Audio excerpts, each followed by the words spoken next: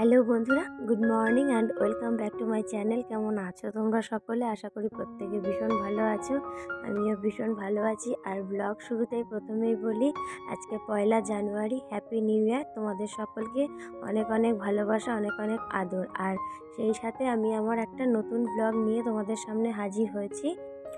I hope যে ব্লগটা তোমাদের প্রত্যেকের খুব ভালো লাগবে। আর ভালো লাগলে অবশ্যই আমাকে একটা লাইক দেবে, কমেন্ট করবে।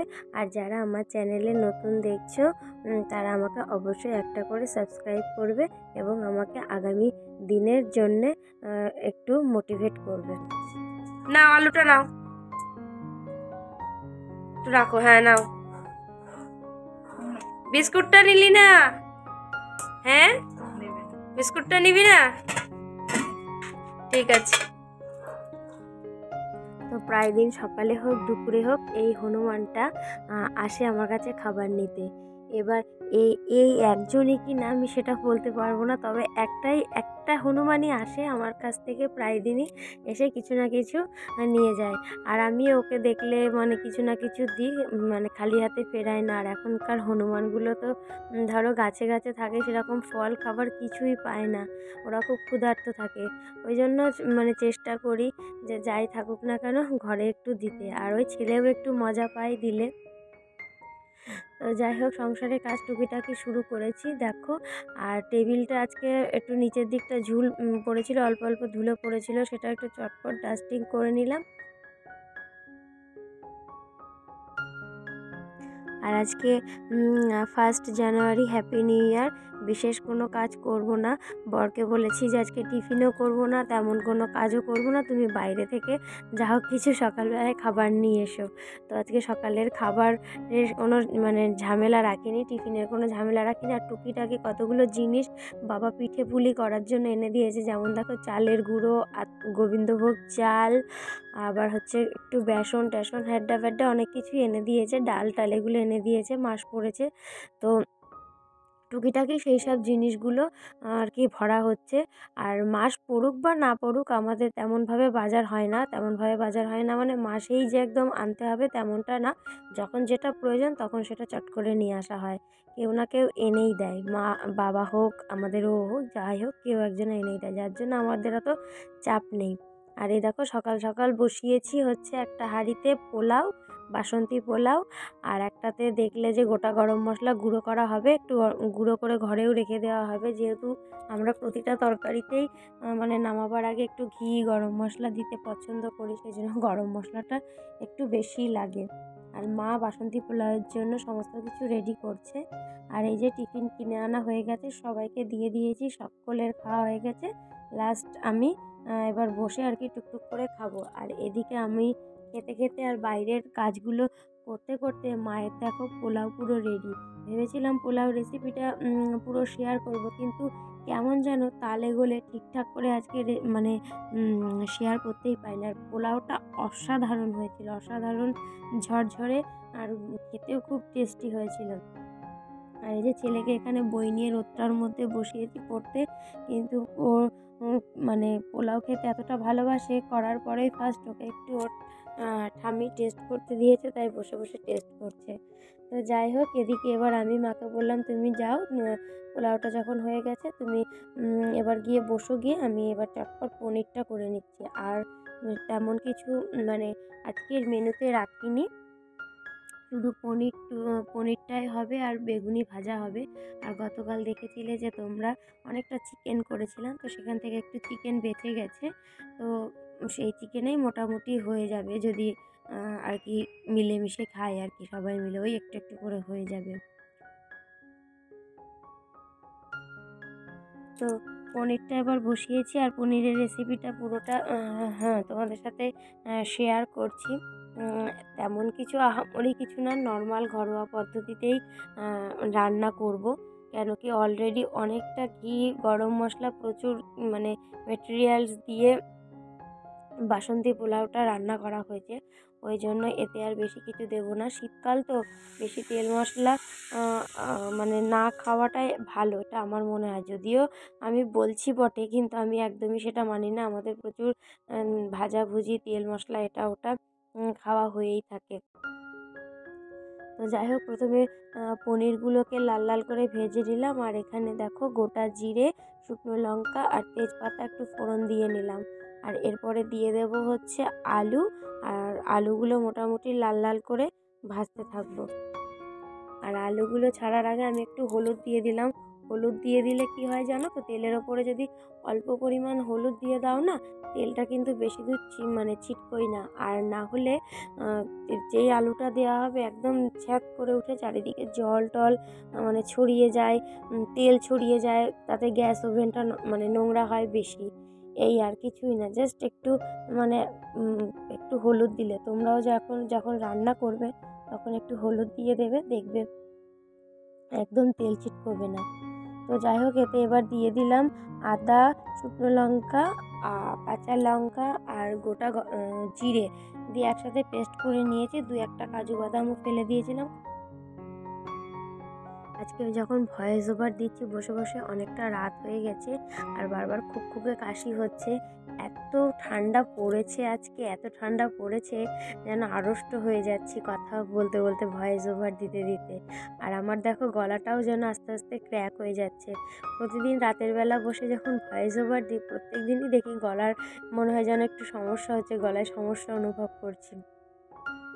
তো যাই হোক, দেখো পনিরগুলো দিয়ে দিলাম। ঝোলটাও মোটামুটি রেডি হয়ে গেছে। আর একটু পরিমাণে ঝোল শুকোবো। আর এখন দিয়ে দিলাম হচ্ছে গরম মশলা, যেটা গুঁড়ো করে রেখেছি, সেই গরম মশলা গুঁড়োটা আর 1 চামচ ঘি। এইভাবেই হয়ে গেল আমার একদম ঘরোয়া পনির। তেমন কিছুই না। অনেকে অনেক রকমভাবে পনিরের রেসিপি করে, কিন্তু আমি ওই যে আগের দিন বলেছি যে এটা ওটা যে তরিজুত করে রান্না করব, সেই সময়টা যেন পারছি না। সকালবেলা দিনটা শুরু করতে করতেই 10টা বেজে যায়। 10টায় ভিডিওটা আপলোড দিই। মোটামুটি তার আগে আর কোনো কাজ এখন একদমই শেয়ার করতে পারছি না। টুকিটাকি যা কাজ থাকে সেগুলো আর ক্যামেরাবন্দি করতে পারি না। তারপরে ছোটো দিনের বেলা এটা ওটা হাতের সামনে যা টুকিটাকি কাজ করতে করতে অনেকটা সময় চলে যায়। তারপরে থাকে ছেলে পড়ানো, নানান রকম কারণে জানো তো প্রচুর দেরি হয়ে যাচ্ছে। আর এই সময় যে মা বেগুনি ভাজতে শুরু করলো, মাকে বললাম তুমি বেগুনিটা ভাজো, আমি চটপট স্নান করে আসি। আর এর ফাঁকে ছেলেকে একটু পড়াতে বসিয়েছিলাম, সেখানে বেশ খানিকটা সময় আমার গেছে। সেই জন্য তার ফাঁকে ফাঁকে যে ঘরের টুকিটাকি ডাস্টিং করেছি, সেগুলো তোমাদের সাথে আজকে আর শেয়ার করিনি। আর আজকে একটা ভীষণ ভালো দিন, সেগুলো আর শেয়ার করলাম না। বছরের শুরুতে একটু অন্যরকমভাবেই করলাম। আর এখানে দেখো বাবা বাড়ি এসছে দুপুরবেলা। আর আমাদের এই মিঠুটা বাবাকে এত ভালোবাসে, কি বলবো তোমাদের। বাবাকে দেখলেই দেখো কেমন হামি দেয় আর কি আদর করে, কিছুতেই ছাড়তে চায় না।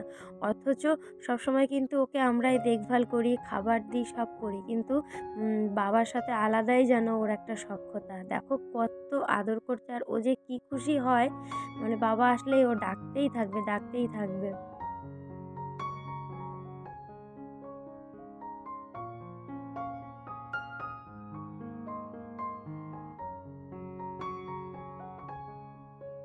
তো যাই হোক, সবার খাওয়া হয়ে গেছে। বাবা, মা, রূপ 3জনে আগে খেয়ে নিয়েছে।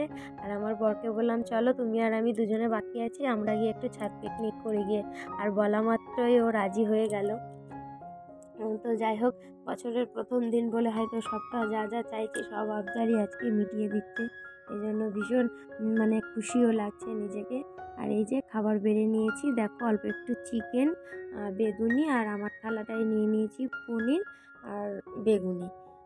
মাংস আমি এতটা খেতে চাইছিলাম না, তা ও যাই হোক একটু বললো যে অল্প একটু খাও, মাংসটা উঠে যাবে। কেন কি রাতের বেলা হচ্ছে মায়ের বাড়িতে আর কি, আমার বাবার বাড়িতে মা খেতে বলেছে, তো সেখানে যাব। ওই জন্য এবেলায় আর এক্সট্রা বাড়তি কিছু আর ওবেলার জন্যে রাখবো না। এই ভেবেই আর কি সিদ্ধান্ত নিয়েছি যে যা আছে টুকিটাকি তুলে দেবো।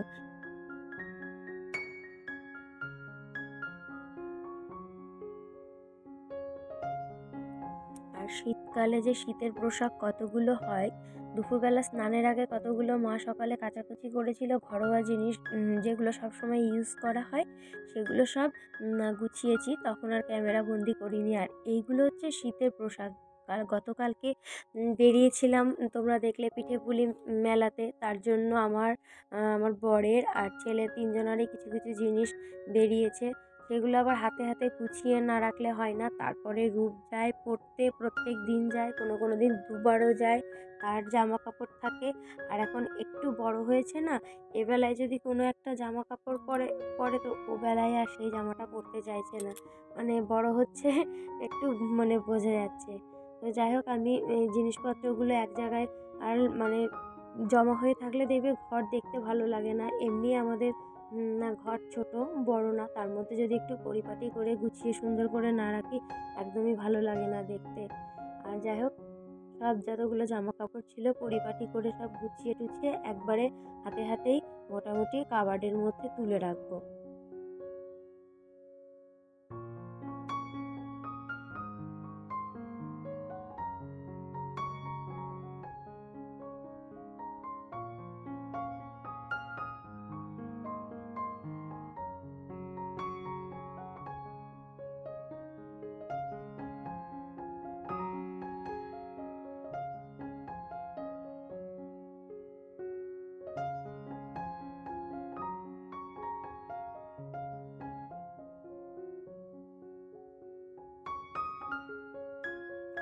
তো এই কাজগুলো মোটামুটি হয়ে গেল। ছেলেও আশেপাশে ঘুরঘুর করছে ঘুম পাড়িয়ে দেওয়ার জন্য। দুপুরবেলা হয়েছে।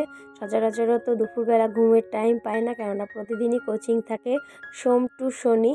আর আজকে তো রবিবার না, সরি, আজকে সোমবারে ম্যাম হচ্ছে সন্ধেবেলায় পড়াবে।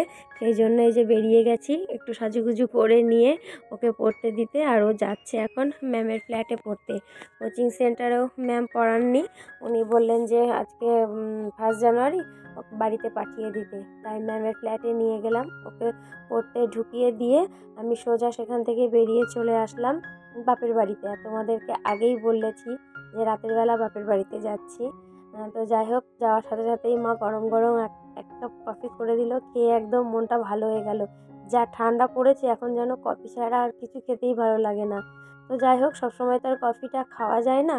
আর এই যে রাতের মেনু মা পুরো রান্না করে ফেলেছে। মা আর বাবা দুজনে একসাথে মিলে রান্না করেছে। আমাকে বলেছিল তুই তাড়াতাড়ি এসে রান্নাটা করবি, কিন্তু গিয়ে দেখলাম যে মা আর বাবা দুজনে মিলে রান্না করছে। ভেবেছি ভিডিওটা তোমাদের সাথে শেয়ার করব, কিন্তু মা কফি ধরিয়ে দেওয়াতে কফি খেতে খেতে ওদিকে মায়ের আর বাবার রান্না হয়ে গেছে। আর তারপরে এই যে আমার শ্বশুরমশাই আর মা, মানে বাবা আর মা দুজনেই চলে এসছে। অনেকক্ষণই এসছে, বসে বসে সকলে গল্প করছিলাম আর কি। গল্প টল্প করে সবাই মিলে একসাথে খাওয়া হলো। আর আমি এই যে এখানে বসেছি, মাও বসেছে আমার সাথে। রূপেরও খাওয়া হয়ে গেছে, ওর পাপারও খাওয়া হয়ে গেছে। তো যাই হোক, লাস্ট আমি খাচ্ছি, আমি আর মায়ের দিকে আর ক্যামেরাটা ঘোরানো হয়নি, ভুলে গেছি নিজের ভিডিও করতে করতে। তো যাই হোক, ভিডিওটা এখানেই শেষ করছি। কেমন লাগলো জানিও। আর প্রত্যেককে tata, bye bye, good night.